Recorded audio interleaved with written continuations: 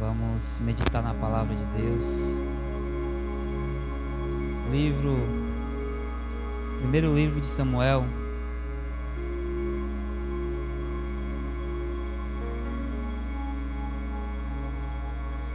capítulo 4,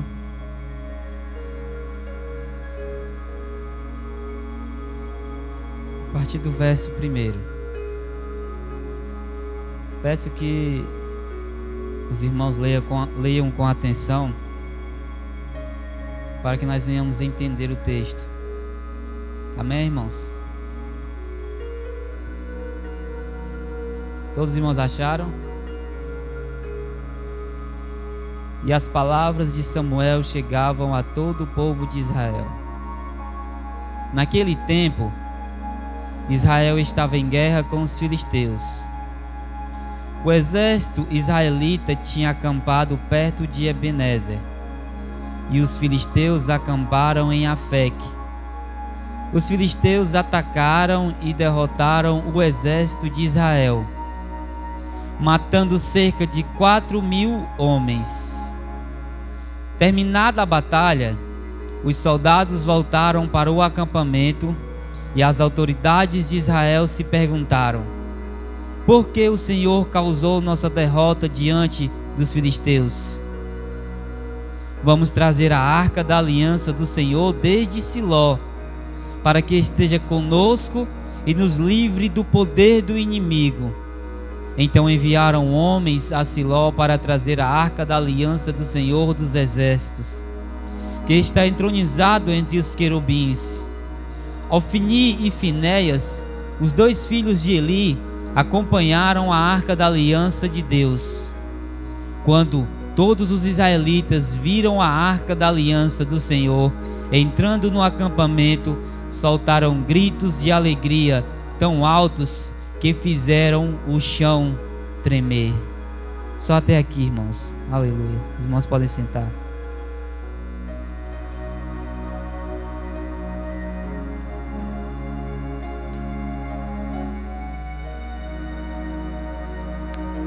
Como lemos no texto,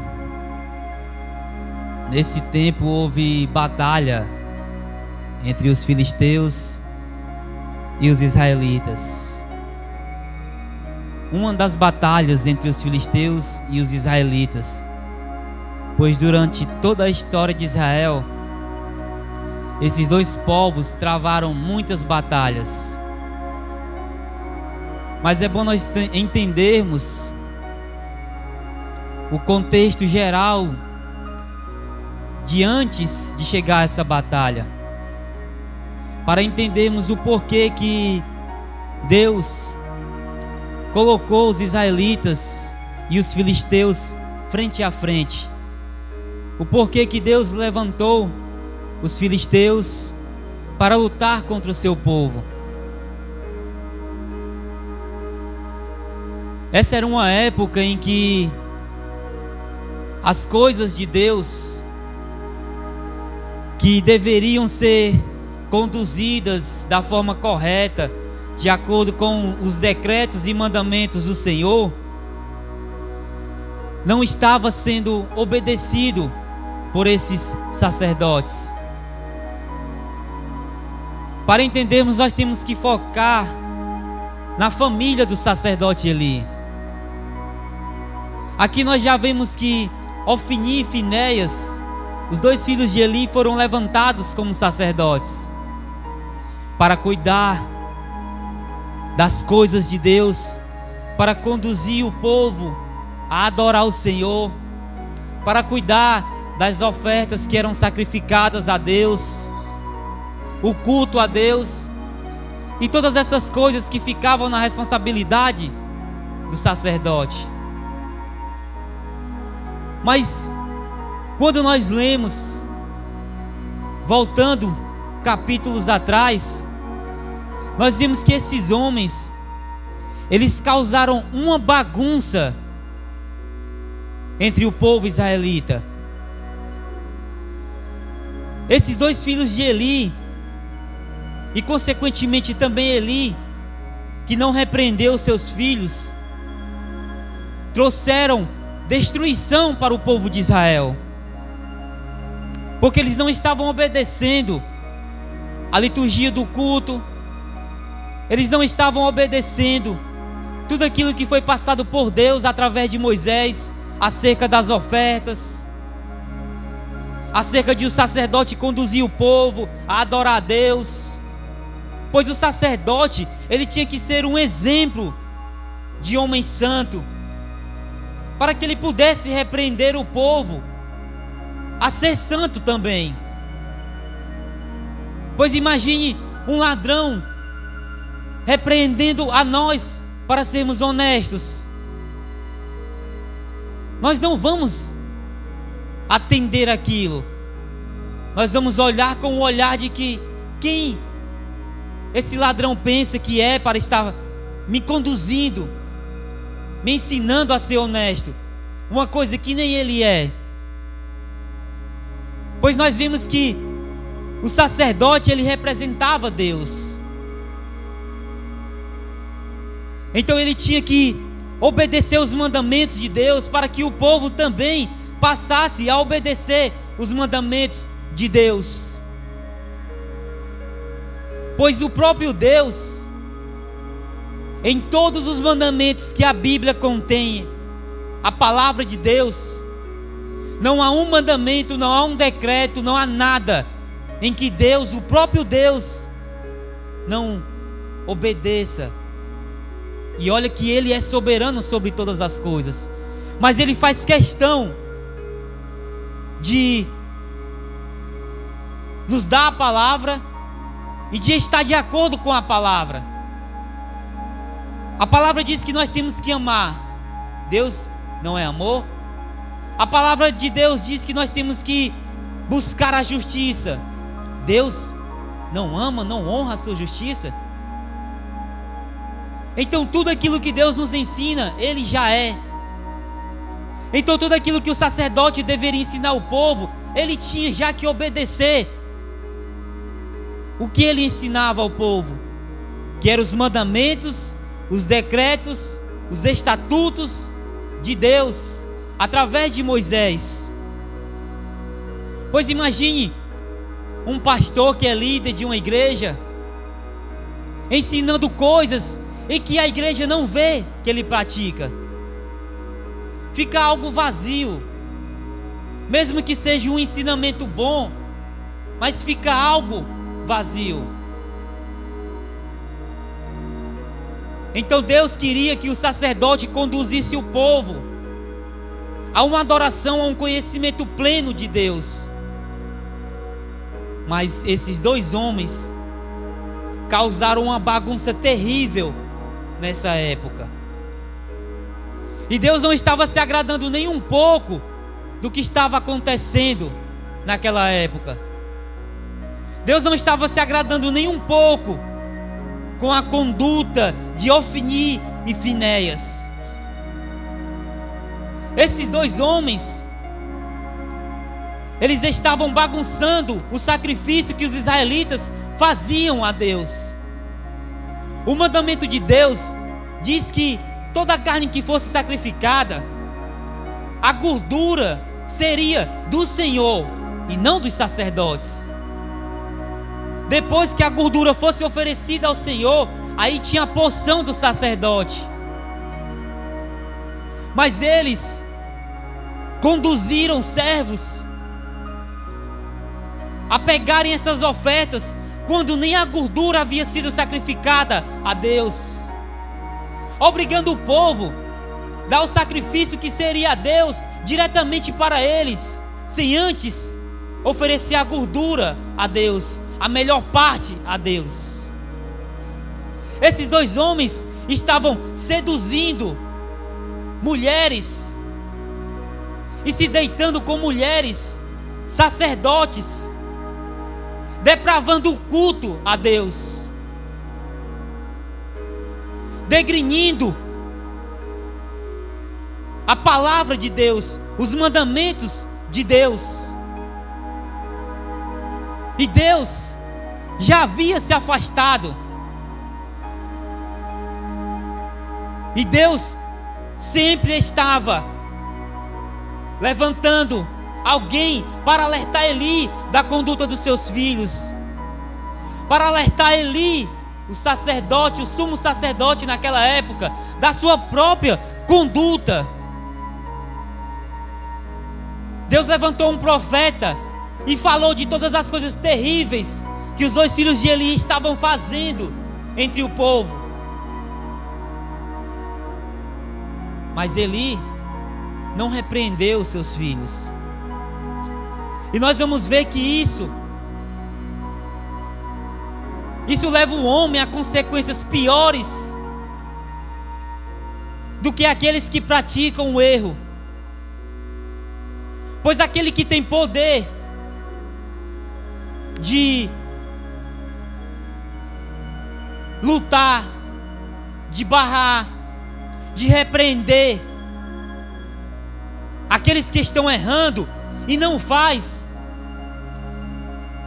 ele se torna omisso àquela situação, e automaticamente ele se torna participante daquilo. Pois imagine você, se você tem poder de repreender o seu filho quando ele erra e não faz, é porque isso você está sendo cúmplice do erro do seu filho. E o sacerdote jamais tinha que tomar esse tipo de atitude, ter esse tipo de comportamento que irava Deus, que deixava Deus irado. Pois pior do que um povo que está errante diante de Deus são os líderes que Deus levanta para conduzir aquele povo errantes diante de Deus. Pior do que um filho que erra é o pai que aceita o erro do seu filho sem repreendê-lo. Pior do que os dois filhos de Eli estava sendo Eli. E o sacerdote falou todas as coisas que Deus havia decretado, e esse homem não fez nada.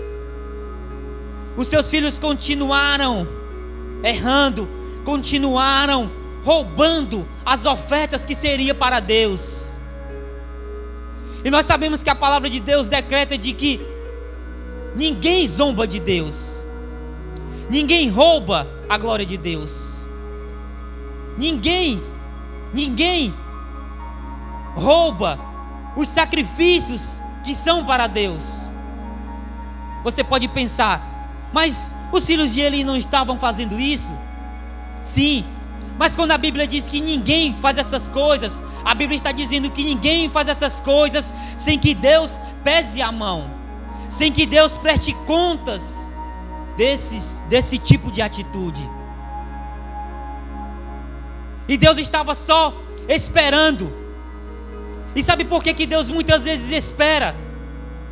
Quando toda a nossa vida está uma bagunça, quando nós não oferecemos mais aquilo que nós deveríamos oferecer a Deus, quando o tempo que nós deveríamos dedicar lendo a palavra, orando, se consagrando, nós estamos assistindo TV, nós estamos fazendo outras coisas que não agradam a Deus. E Ele continua dando tempo, e Ele continua alertando através do nosso pastor, através da sua palavra. Ele continua nos dirigindo para nós voltarmos a uma plenitude de busca por Deus. E muitos não atendem quando Deus dá esse tipo de repreensão, quando Deus Ele chama o povo para um conserto. Ou seja, nós não queremos atender esse chamado, e a nossa vida continua uma bagunça, como era a vida de Ofni e Finéias, de Eli e de todo o povo israelita, por consequência desses 3 homens. E Deus continua nos dando tempo, Deus continua levantando profetas, Deus continua nos alertando, Deus continua nos amando, nos dizendo: não é por aí, não é assim que se faz. O que vocês estão fazendo não está me agradando. não é esse tipo de comportamento, não é esse tipo de falar, não é esse tipo de pensar, não é esse tipo de exemplo que eu quero que você tenha. E o tempo vai passando.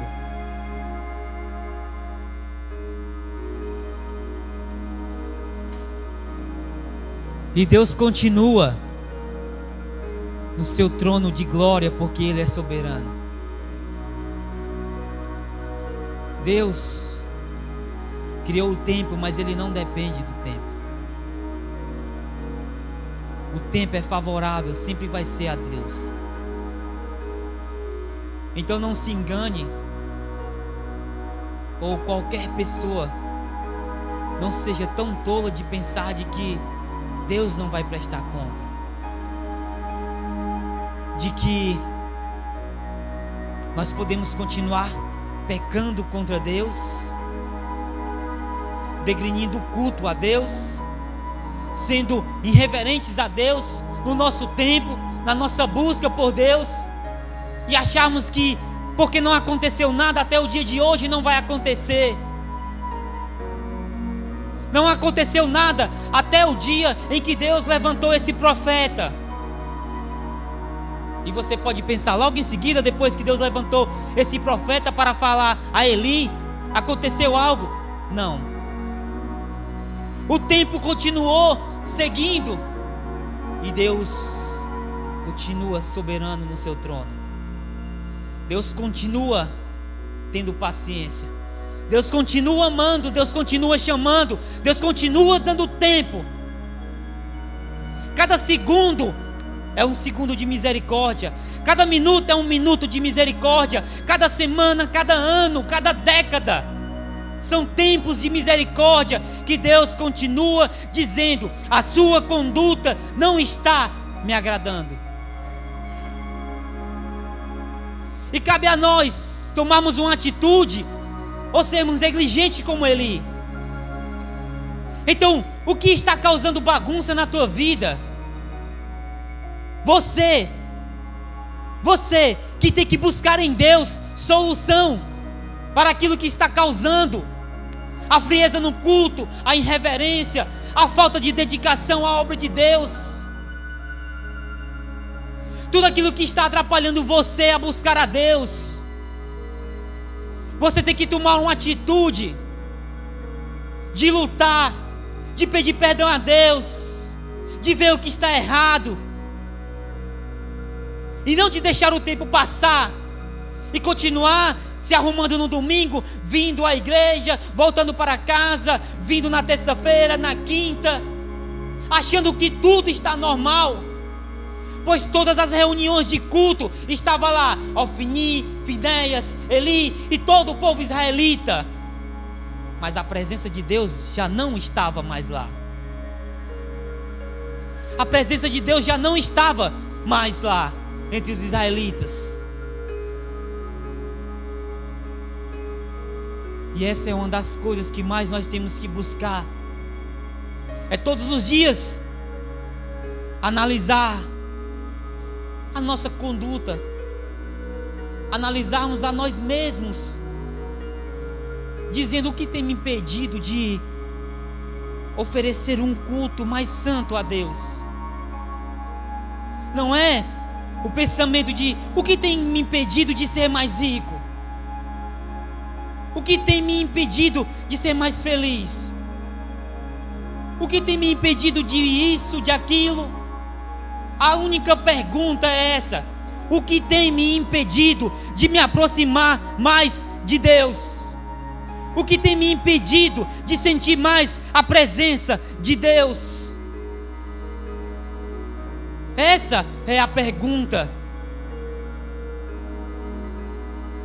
E passou-se o tempo desde que o profeta havia sido levantado para falar a Eli, até o dia em que Deus levantou Samuel. Samuel ainda era uma criança, ainda era novo. E sabe qual foi a sua primeira mensagem? A punição de Deus para Eli e os seus 2 filhos E Deus falou com Samuel. E ele pediu a Samuel, no dia seguinte, que Samuel não escondesse nada do que Deus havia falado. E assim Samuel fez. Disse tudo, sem esconder uma vírgula, uma letra. Sabe qual foi a atitude do sacerdote Eli? Que assim o Senhor faça. Pode ser até uma atitude de alguém que coloca Deus como soberano, pois Ele pode fazer todas as coisas. Mas quando Deus repreende alguém, não é para a pessoa ter esse tipo de entendimento. Quando Deus repreendeu Nínive, não foi esse tipo de raciocínio, de entendimento que o rei de Nínive e todo o povo teve. Todas as vezes que Deus dizer: eu vou punir tal nação, tal pessoa por isso, por isso e por isso, Deus realmente quer que tal pessoa, que tal nação se volte para Ele, que tal pessoa se arrependa dos seus pecados e mude a sua conduta, as suas práticas, e se volte para a palavra de Deus. Quando Deus diz através de Samuel: eu vou punir você, Eli, e seus 2 filhos, ali era uma mensagem de amor, e não somente de justiça, de punição. É como se Deus dissesse: eu vou punir você, Eli, e seus 2 filhos, se vocês não se arrependerem. Mas se vocês se arrependerem e se voltarem para os meus caminhos, eu perdoarei os seus pecados, e vou reter a minha mão pesada sobre você e a sua casa, Eli. Mas Eli continuou sem tomar uma atitude da forma que Deus queria que ele tomasse, e não como ele pensava. Porque às vezes nós pensamos dessa forma, como Eli. A nossa vida está uma bagunça, tudo está errado, nós não cultuamos mais a Deus como Ele merece, a nossa devoção não é mais como Ele merece, a nossa adoração não é mais como Ele é digno. Porque quando nós falamos de culto, devoção, adoração, eu não estou falando de 2 horas aqui no templo, eu estou falando de uma vida plena em Deus, no trabalho, na escola, na faculdade, na sociedade, na vizinhança. Em todas essas situações, o cristão tem que ser cristão. Independentemente da situação, o cristão tem que ser cristão. Isso é devoção a Deus. Esse era o tipo de atitude que Deus queria de Eli. E o tempo continuou passando. Passou-se o tempo, até que o dia Deus levantou os filisteus para lutar contra Israel. E como nós lemos, houve batalha entre os israelitas e os filisteus. E nesse primeiro combate, pois esse texto nos mostra 2 combates. No primeiro combate, os israelitas perderam e foram mortos uns 4.000 soldados israelitas.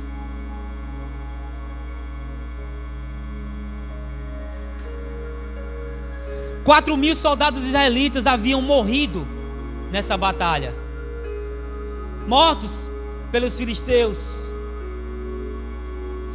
E sempre preste atenção que o tempo de Deus continua passando.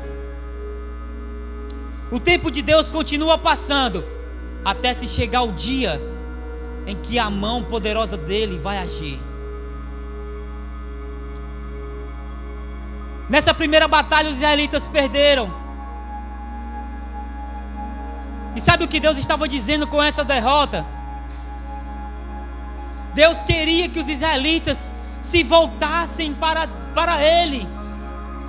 Deus queria que os israelitas vissem onde eles haviam errado e se voltassem para Deus. Todas as vezes que Deus permite uma derrota em nossas vidas, não é porque Ele não nos ama, pelo contrário, é porque Ele nos ama. E Ele quer nos conduzir à vitória da forma correta. Imagine Deus dando vitória ao povo israelita, com o sacerdote Eli, com seus 2 filhos Ofni e Finéias, e o povo israelita totalmente afastados dele, totalmente distantes, praticando coisas que não agradavam a Deus. Se Deus fizesse isso, Deus seria como um pai rico, que continua dando mesada para o seu filho, que anda bêbado em um carro luxuoso, e atropela alguém, e mata alguém, e é preso, e o seu pai paga fiança e solta o seu filho, e ele continua dando mesada, ele continua dando roupa, comida, carros, casa. E nós sabemos que Deus não é esse tipo de pai. Deus não é esse tipo de pai. E essa foi a pergunta que os israelitas fizeram. Eles perguntaram: por que Deus permitiu que nós viéssemos ser derrotados pelos filisteus? E essa é uma boa pergunta para nós. Por que Deus muitas vezes permite que nós perdemos alguma coisa? É porque Ele não nos ama? Por que Deus muitas vezes Ele nos priva da sua presença? Será que é porque Ele não nos ama? Por que Deus muitas vezes se afasta, se esconde? Por que Deus faz essas coisas? No caso dos israelitas, é porque eles estavam em pecado. Mas muitas vezes, como foi na vida dos salmistas, no salmo que o diácono Edson leu aqui no início, Salmo 88, Salmo 42, e em muitos salmos de Davi, nós vamos ver aqueles homens clamando por Deus. O Salmo 42 nos diz que o salmista tem o seguinte entendimento: como a corça anseia pelas águas, assim a minha alma anseia por ti, ó Deus. Eu tenho sede de ti. Mas em nenhuma parte do salmo diz que aquele homem estava em pecado. E ele continua dizendo: Deus, eu sinto saudade de quando eu subia com os meus irmãos em um cortejo alegre, te adorando, rumo à tua casa para te cultuar, para te adorar. Eu sinto saudade desses momentos. Mas esse homem não estava em pecado. E muitas vezes Deus vai te privar da sua presença para ver a estima que você e eu temos por Ele. Assim como um filho, quando está afastado do pai ou da mãe, e quando revê o seu pai ou a sua mãe, abraça com um abraço tão apertado, tão carinhoso, e com lágrimas nos olhos, ele mata a saudade ali do seu pai, da sua mãe. É esse tipo de atitude que Deus muitas vezes quer de nós quando Ele se afasta um pouco. Ele quer que nós sintamos saudade. Ele quer que nós demos valor à sua presença, para quando nós temos essa presença de volta mais e mais, nós venhamos amar a sua presença. Nós venhamos ter a sua presença como o nosso tudo, e não como algo que nós sentimos hoje e não sentimos amanhã, e quando nós não sentimos, parece que é normal. E os dias vão se passando e a nossa vida continua se esfriando, a nossa adoração continua se esfriando, não há fervor na oração, não há uma busca incessante por Deus. Sabe por quê? Porque muitas vezes não há uma saudade de Deus, não há uma falta de Deus, pois tudo aquilo que é importante para o homem quando lhe é privado, ele vai sentir saudade. Há pais e mães aqui, se lhe privarem de ver os seus filhos durante um mês, você não vai sentir saudade? E quando você estiver com seu filho, você não vai ter um carinho maior por ele, uma atenção maior, um amor maior? Pois é isso que muitas vezes Deus fazia na vida dos salmistas. O salmista do Salmo 88, aquele homem está aflito. Ele não está aflito porque ele está doente. Ele não está aflito porque foi abandonado. Ele está aflito somente por uma coisa: a presença de Deus. A vontade de cultuar a Deus é muito maior do que a vontade de ter saúde para aquele salmista. A presença de Deus é muito maior do que a presença dos seres humanos para aquele salmista. Assim como a corça anseia pelas águas, olha o que esse salmista está nos ensinando. E é o que Deus queria ensinar para o povo israelita quando eles perderam esse primeiro combate. Entender que a sua presença não estava mais ali, que eles perderam a presença de Deus, e que a solução não era outra coisa, era somente se voltar para Deus, começar, voltar a praticar, obedecer os mandamentos e decretos de Deus. Quando Deus te privar da sua presença, Ele quer que você sinta uma saudade. Ele quer que você sinta que somente isso te basta. É o mesmo entendimento que Abacuque tinha. E nós cantamos isso aqui através do ministério feminino. Que ainda que a figueira não floresça e na videira não haja mais frutos, que não haja colheita das azeitonas, que os currais não hajam mais animais, que eles morram, que não haja mais pastagem, que não haja mais nada em nossas vidas. Todavia Abacuque disse que a sua alegria está em Deus. A presença de Deus vale mais do que todas essas coisas.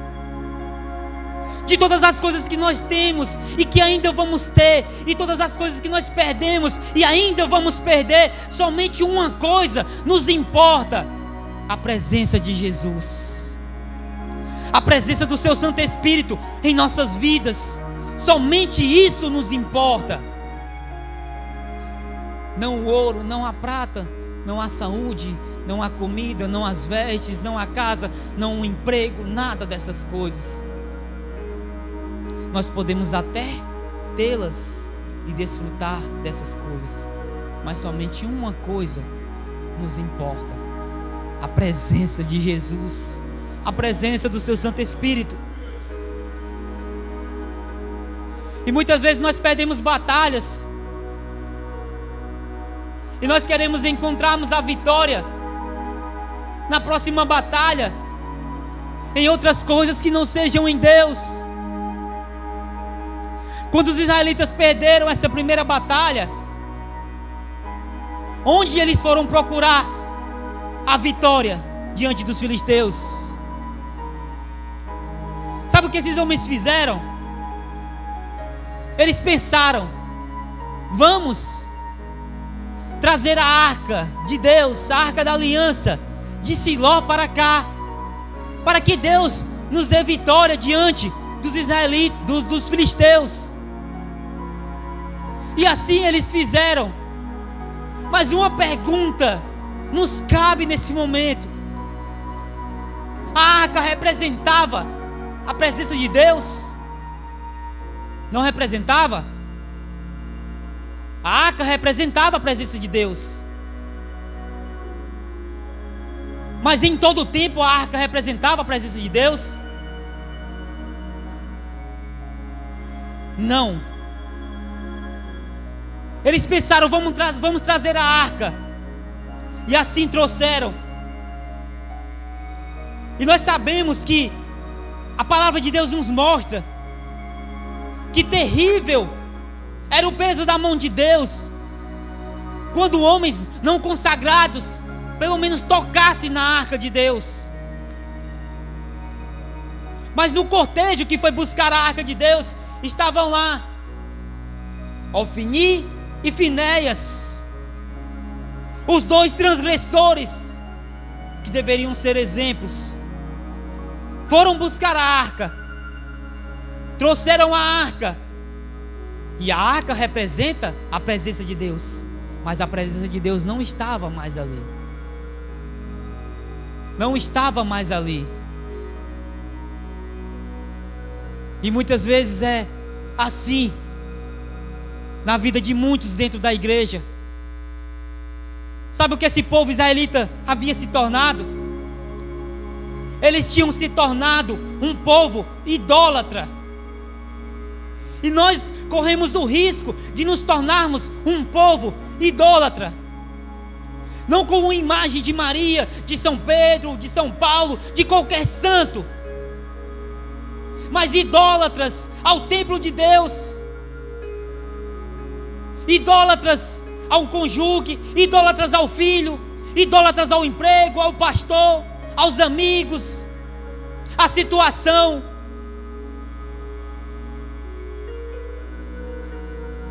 Esse templo não é consagrado para recebermos a presença de Deus. Mas o que atrai a presença de Deus a este lugar?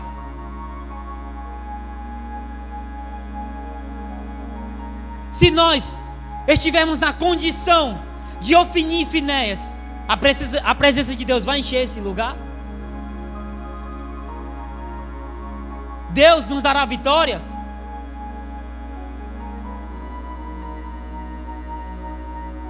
Os israelitas, eles estavam idolatrando a arca. Eles estavam colocando sua confiança na arca, objeto, e não no Deus da arca. A questão não é a arca em si, a questão não é a igreja em si, a questão é o Deus da arca, é o Deus da igreja. A questão não é a confiança no casamento, a questão é a confiança no Deus que constitui o casamento. A questão não é a confiança no pastor, a questão é a confiança no Deus que levanta o pastor. E eu lhe provo que muitas pessoas estão confiando mais no templo, no pastor, em amigos, no cônjuge, nos filhos, do que em Deus. Se você não tem prestado atenção, comece a analisar essas coisas. Há pessoas que, quando estão passando por um momento difícil, como estava passando o povo israelita, eles não perdem um culto. Eles oram mais, eles leem mais a palavra, eles estão no culto, eles recorrem ao pastor. Mas preste atenção, quando as coisas se acalmam, novamente ele volta a faltar os cultos, novamente ele volta a não orar, a não ler a palavra. E isso vai virando um ciclo vicioso. Quando eu estou precisando, eu vou à igreja. Quando está tudo bem, eu abandono a igreja. Assim estavam os israelitas. Quando tudo estiver dando errado, vamos trazer a arca. Quando tudo estiver dando certo, nós não precisamos da arca. E o tempo vai passando e Deus continua se afastando.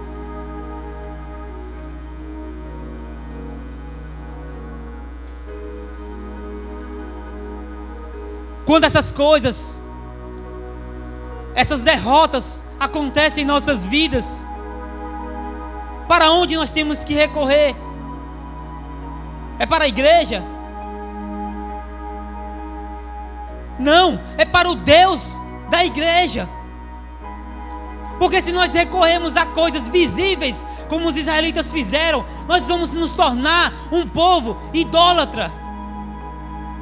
Idólatra a todas essas coisas que nós vemos. E a fé é a firme convicção das coisas que nós não vemos, mas temos a certeza de que nós vamos ter essas coisas. A nossa fé tem que estar baseada em Cristo, não nas coisas que nós vemos. Eu te pergunto, os israelitas durante muito tempo não confiaram nas coisas que Deus havia constituído para que a sua presença estivesse ali? Quanto tempo os israelitas confiaram no tabernáculo? Quanto tempo os israelitas confiaram no templo construído por Salomão? No templo reconstruído por Neemias?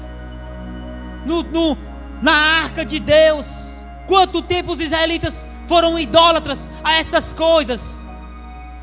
Elas são constituídas por Deus, mas elas não são Deus. A igreja é constituída por Deus, mas ela não é Deus. Sabe por quê?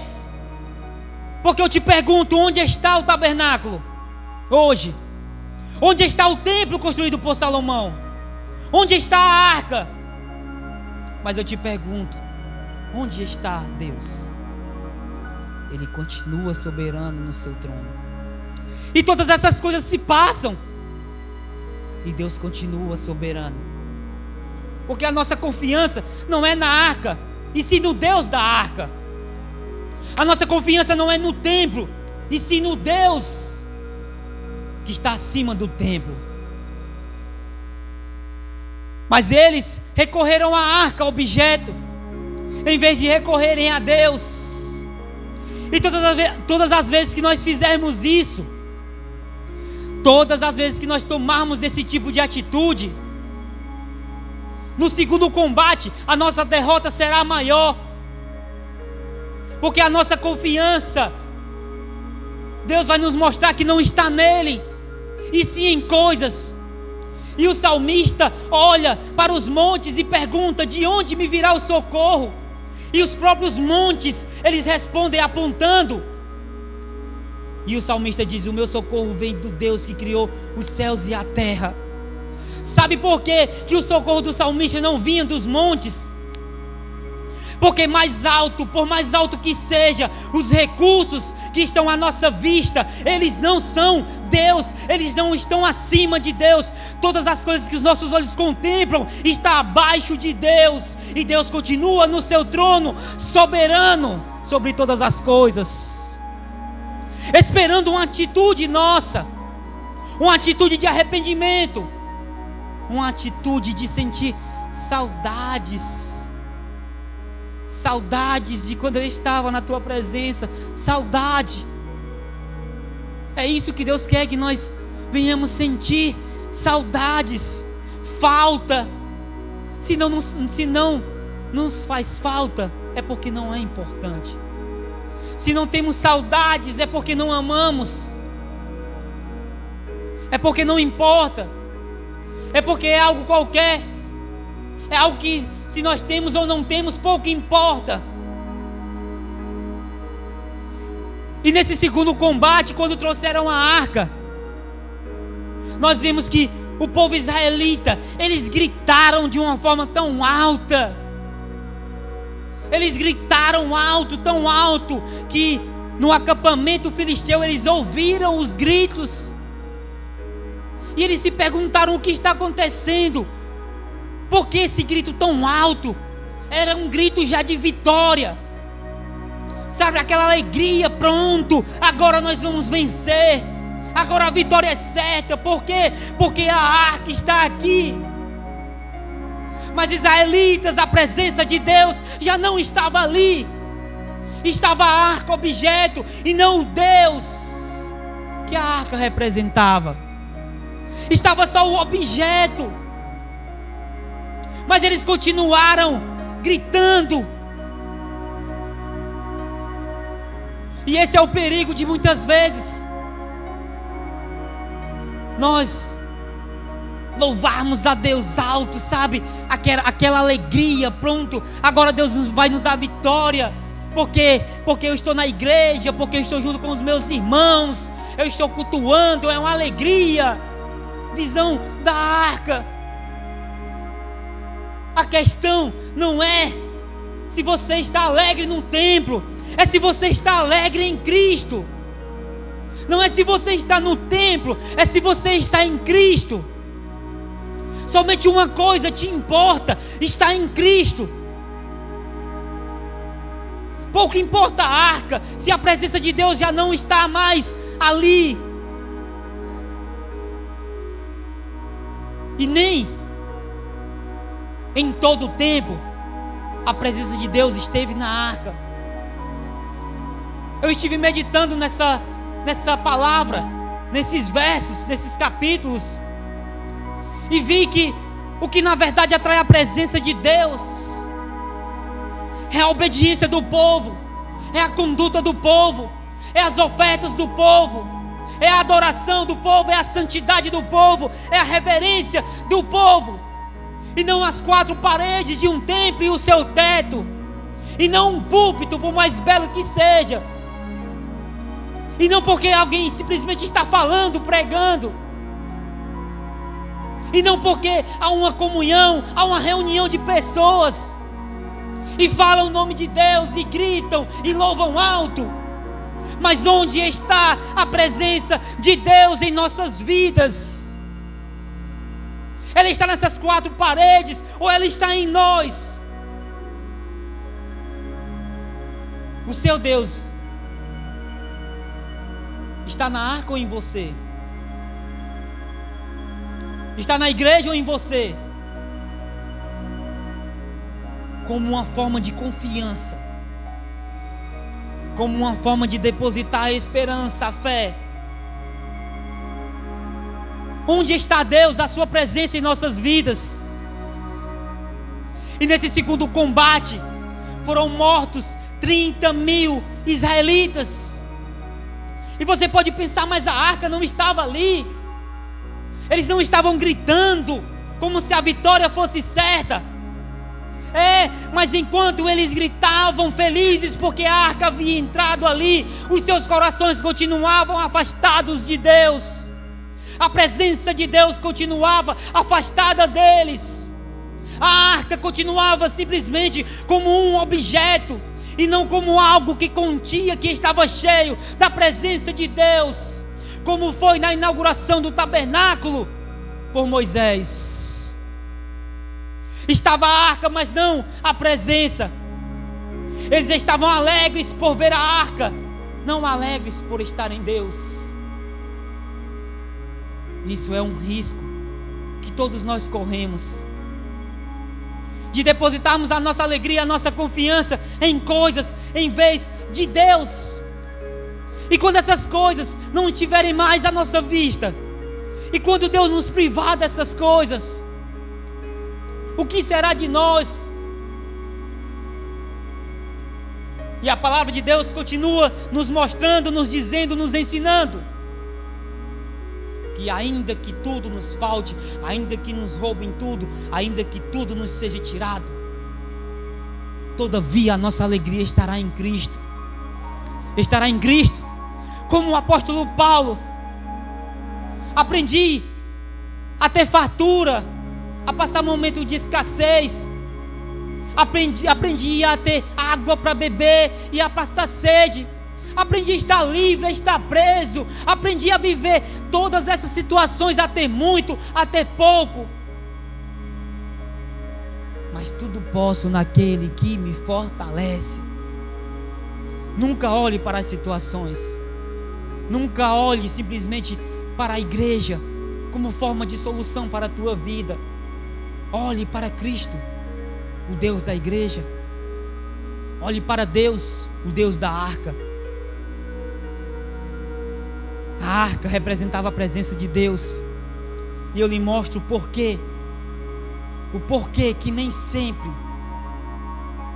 algo pode representar a presença de Deus e Deus não está ali.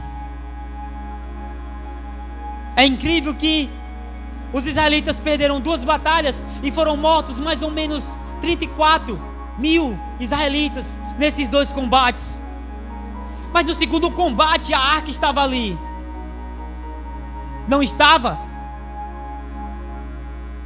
Mas ela estava sem a presença de Deus. Pois quando os filisteus levaram a arca para uma das suas cidades, se eu não me engano, Asdod, e colocaram no templo onde estava uma estátua do deus deles, Dagon. No dia seguinte, os filisteus foram lá prestar culto a Dagon, mas a estátua estava curvada diante da arca. Ali não estava um israelita, não estava Eli, Ofni e Finéias. Era um templo filisteu, diante de uma estátua de um deus estranho chamado Dagon. Mas agora ali estava a presença de Deus, não de uma forma boa, que traz paz, alegria, refrigério, ânimo, mas de uma forma punitiva para os filisteus. E Dagon se prostra, é uma estátua. Quem dirá nós que temos todos os movimentos do corpo já feitos perfeitamente para nos ajoelharmos diante de Deus? Quem somos nós para não nos ajoelharmos diante de Deus? Dagon se prostrou, uma estátua. Eles levantaram Dagon. No dia seguinte, Dagon novamente estava prostrado, mas agora sem pernas, sem braços e sem cabeça. E Deus trouxe punição aos filisteus. Tumores, a mão de Deus pesou sobre aqueles homens, causando grande pavor. Agora sim, a arca estava cheia da presença de Deus para derrotar os filisteus, sem precisar de um israelita. Deus não precisa de nenhum remanescente para vencer batalhas. Os remanescentes é que precisam de Deus para vencer batalhas. Deus é Deus no campo de Israel e também no território filisteu. Diante de todos os objetos que estavam ali, Dagon se prostrou somente a um objeto, porque este estava cheio da presença de Deus. A sua arca estava ali. A sua arca estava ali. E a presença de Deus havia se afastado. Uma prova é que quando eles foram buscar, estava Ofni e Finéias. Se a presença de Deus estivesse na arca, aqueles 2 homens deveriam ser mortos, como uma forma de justiça. A presença de Deus, Cristo, Ele é mais importante do que todas as coisas. Passarão a terra e os céus, e Cristo permanecerá. Passarão os problemas, as adversidades, os momentos bons, mas Cristo permanecerá soberano em nossas vidas. A nossa adoração, devoção, confiança, fé tem que estar baseadas em Cristo, somente em Cristo. Porque Eli e os seus 2 filhos estavam confiando na arca, não no Deus da arca.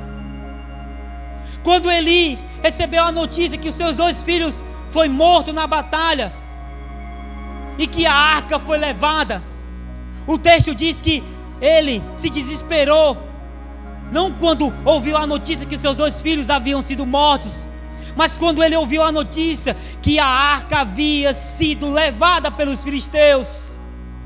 Você pode pensar: nossa, como Eli amava a presença de Deus. Não, ele amava o objeto arca, porque a presença de Deus não estava ali fazia tempos e tempos, mas ele continuava ali idolatrando a arca e não adorando o Deus da arca. E ele se desesperou, caiu para trás da cadeira, quebrou o pescoço e morreu ali mesmo. Aquele homem não buscou arrependimento diante de Deus. E a punição de Deus chegou. O tempo acabou. O tempo continua correndo para nós. O tempo, ele vai nos mostrar se a nossa confiança, dependência está em Cristo ou nas coisas que os nossos olhos contemplam. E a Bíblia sempre vai nos ensinar a olharmos para Cristo. Como Isaías, como Deus falou através de Isaías, no capítulo 45, se não me engane, verso 22, que diz: olhai para mim, todos os confins da terra, olhai para mim, porque eu sou Deus. E Deus falou através de Jeremias: maldito o homem que confia no homem, que faz do seu braço a sua força. Maldito o homem que depende do templo e não dos deuses do templo. Maldito o homem que depende das pessoas e não do Deus que criou todas as pessoas e constituiu lideranças. Maldito o homem que confia em qualquer coisa que não seja Cristo. E nós precisamos somente de uma coisa: Cristo.